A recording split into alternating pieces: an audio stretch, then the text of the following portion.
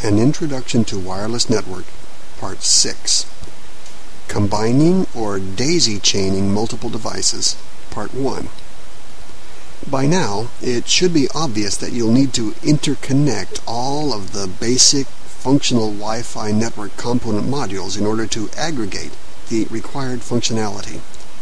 As we've already stated, if you were to obtain single function boxes for all of the basic functions, you'd need to hook them up all to one another like this. The ISP connection would go into your broadband modem. The broadband modem would connect to your router. The router would connect to the Ethernet switch, and one of the LAN connectors on the Ethernet switch would lead to the access point.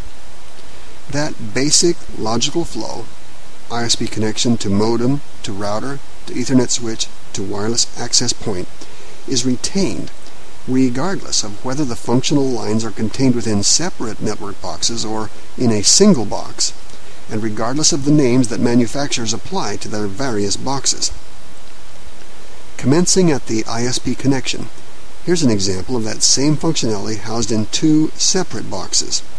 In this case, the first box has the broadband modem, the router, and the Ethernet switch, and the last box has a separate access point.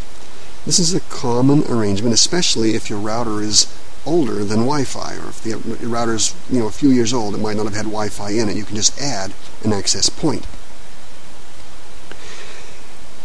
Here's an implementation of the identical Wi-Fi distribution architecture in three boxes. You might have a separate broadband modem, and then the router and Ethernet switch could be combined together, commonly sold that way.